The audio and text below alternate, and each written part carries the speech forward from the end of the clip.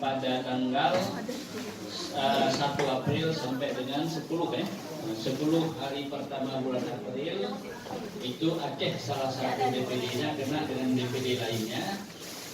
Jadi persiapkan anggota di DPC masing-masing. Yang bisa dilakukan sekarang apa?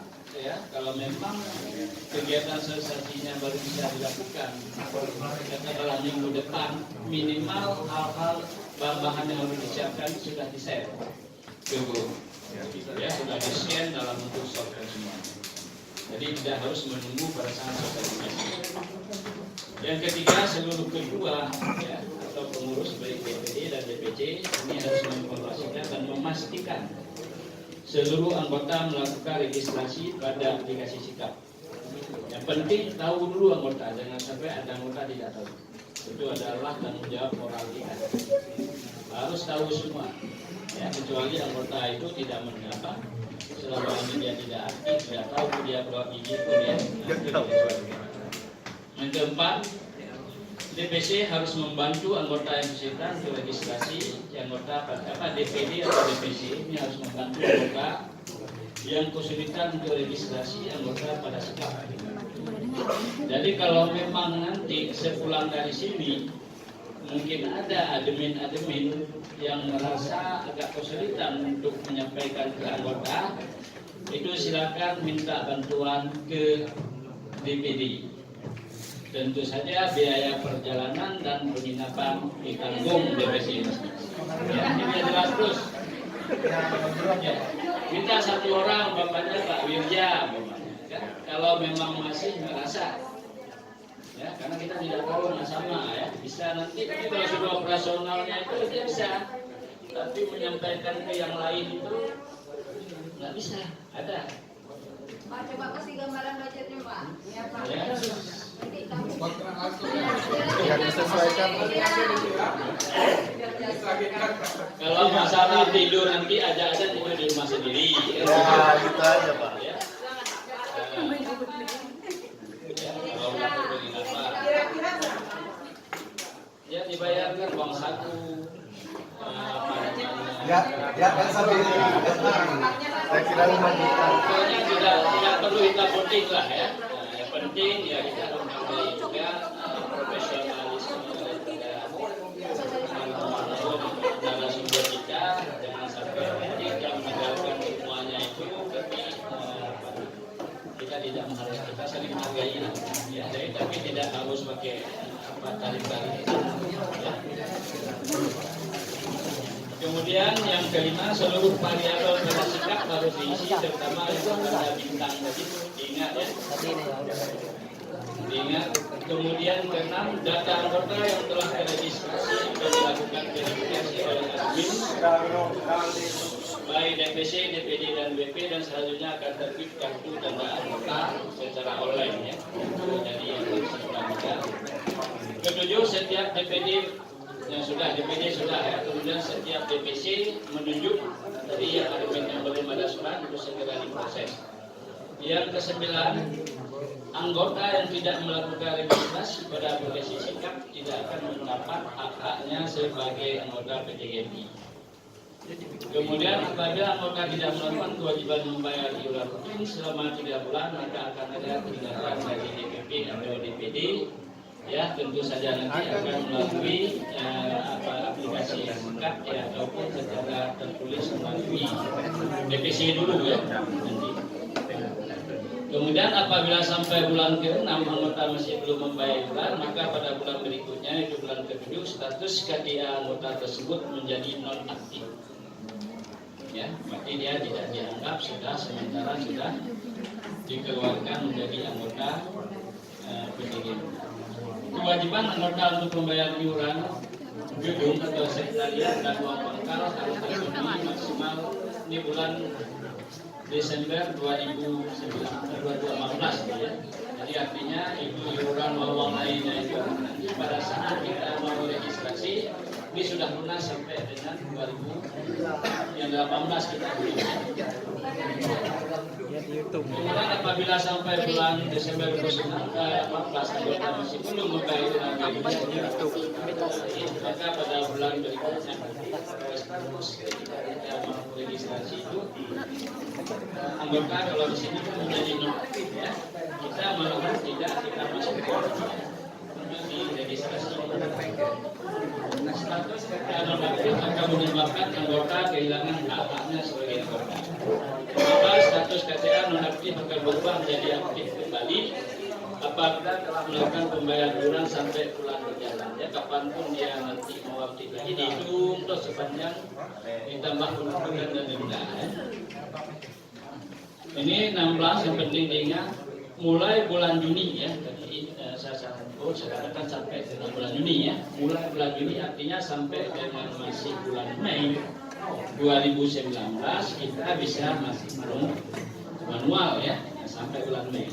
Jadi ketika bulan Juni 2019 pemberian rekomendasi untuk diregistrasi akan dilakukan secara online melalui aplikasi Sikap. Jadi bulan Juni sudah tidak ada lagi. Jadi kalau masih ada di sekarang yang mengajukan untuk registrasi, ini itu jangan sampai menunggu bulan Juni. Ya. Kemudian anggota yang habis masa berlaku SPR pada tahun 2019 ini diharapkan untuk segera membuat akun Sikap. Jadi kalau di 2019 ini akan habis masa berlaku SPR-nya, maka harus segera membuat akun Sikap, melengkapi data keanggotaannya serta melengkapi data SKP selama 5 tahun belakang pada menu SKP-nya. Tadi kan sudah disampaikan ya, bahwa kita tidak nanti kita masuk ke P2KB, tapi juga ada data-data SKP kita isi. Baik seminar pada tahun 2017 apa saja yang isi, terutama bagi yang habis. Jadi supaya bisa dihitung. Kalau kita yang manual kita simpan, kemudian kita harapkan ke depan, maka tidak akan pernah cukup. Jadi masukkan terus dulu yang berakhir ya pada 2019 itu segera dimasukkan ya, yang apa namanya 5 tahun. Untuk kegiatan praktek profesional ini tadi yang ditanya Pak Bukari ya, kita simpulkan kembali, anggota hanya melakukan upload dokumen logbook atas hasil pelayanan di pasang cash. Jadi harus kita buat logbook ya.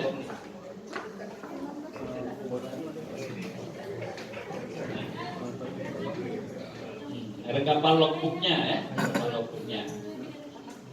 Kemudian kegiatan pendidikan dan pelatihan serta pendidikan masyarakat keprofesian, anggota melakukan entry kegiatan yang telah diikuti beserta jumlah SKP dan melampirkan bukti sertifikatnya. Artinya yang tadi ya, kalau yang lama-lama. Kemudian hasil rekap SKP selanjutnya dikirim ke unit tim dan komisi P2KB untuk dilakukan verifikasi, selanjutnya diberikan surat rekomendasi dari DPP PTGMI. Artinya tadi kita melalui unit ya, prosesnya nanti kita melalui unit. Jadi hasil rekapnya nanti tetap dilakukan melalui ke unit tim dan komisi P2KB. Kemudian akan dilakukan bridging aplikasi Sikap dan P2KB dengan CPD online atau STR online sebagaimana arahan dan ketentuan dari MTKI. Jadi nanti begitu bridging ini sudah berjalan, ya kita STR akan keluar sendiri. Ya begitu SKP cukup keluar terus, nggak perlu lagi kita nanti harus menyiapkan berkas dan semuanya. Sudah ada itu apa SKP kita di P2KB kita yang ada di aplikasi. Jadi diberi langsung ke CPD online, nanti kita akan koneksi dengan MTKI sehingga STR-nya akan keluar secara online.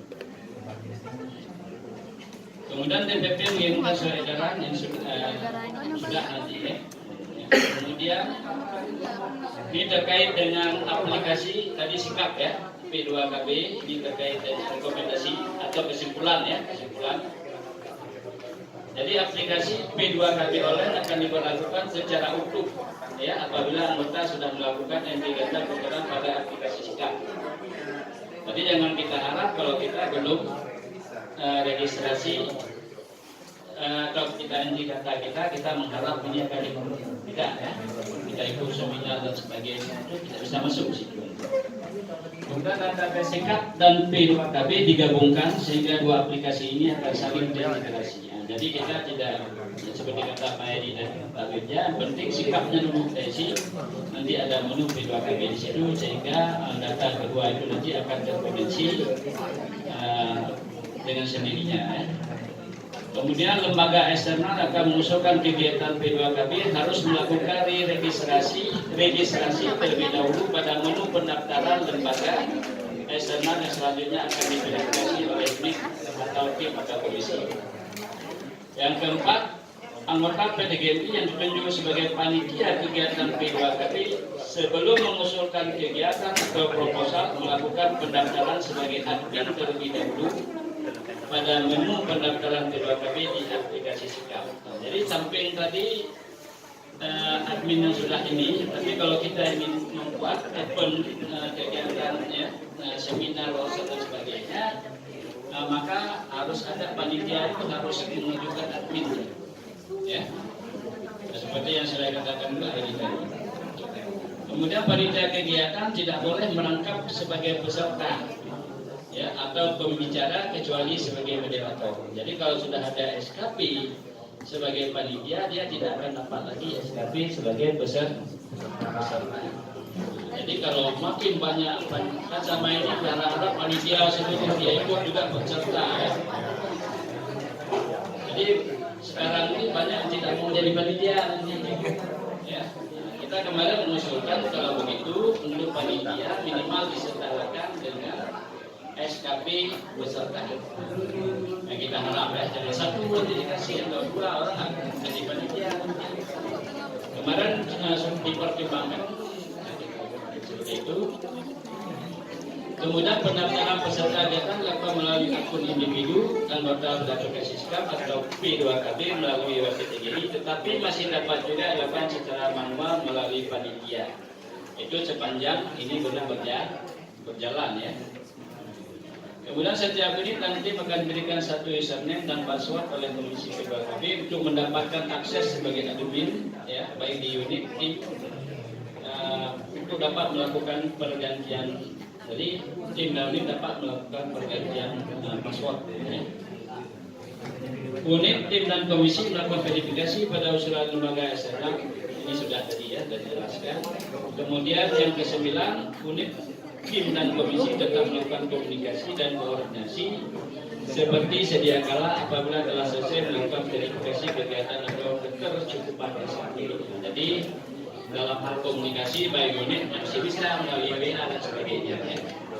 Yang terakhir, pelaksanaan Rakernas di Aceh pada bulan September 2019 ini akan menjadi uji coba pertama secara utuh implementasi aplikasi Sikap dan P2KB. Jadi peserta yang dapat hadir Rakernas atau menjadi seminar, peserta seminar nasional tertinggi Rakernas adalah peserta yang sudah terdaftar dan berstatus sebagai anggota aktif atau berwarna hijau di aplikasi Sikap. Itulah beberapa kesimpulan yang bisa kita ambil pada kegiatan kita hari ini. Mudah-mudahan kami yakin apa yang disampaikan oleh narasumber kita banyak hal yang masih bisa kita diskusikan. Kita bisa gunakan perbedaan nanti sesama admin itu untuk berkomunikasi dalam rangka untuk memperlancar kegiatan pengisian aplikasi ini. Kemudian terkait ada pertanyaan atau wacana yang beredar di publik bahwa dengan berlakunya aplikasi Sikap ini maka iuran anggota hanya diberlakukan mulai dari Januari 2018. Jadi perlu kami sampaikan yang pertama, yang ingin kami katakan tadi bahwa iuran terhitung Januari 2018 itu adalah iuran dengan jenis dan tarif hasil Munas Padang. Karena sifat hukum tidak boleh berlaku surut. Jadi tarif itu tidak boleh diberlakukan kepada yang belum melunasi di 2019. Jadi yang kalau ada peserta anggota 2017 itu dia belum bayar, maka dia gunakan tentang pembayaran tarif lama. Ya, tarif lama. Ya. Jadi di 2018 dia diberlakukan tarif baru. Ya, karena kita kemarin kan terlambat sudah, ya, sehingga kita hitung Januari. Jadi produk dari besar tarif dan jenis itu adalah produk lunas, bukan produk musnah. Kita hanya sosialisasi pada rakerda sebenarnya. Seharusnya sudah kita sosialisasi ketika kami kembali dari Padang, tapi karena rakerda secara tertulis kami baru terima setelah sekitar bulan Juni, ya setelah Munas itu kami baru berani menyampaikan besarnya jenis dan tarif yang dikenakan itu baik uang pangkal, iuran, kecuali iuran televisi yang kita tentukan bersama di rakerda, ya karena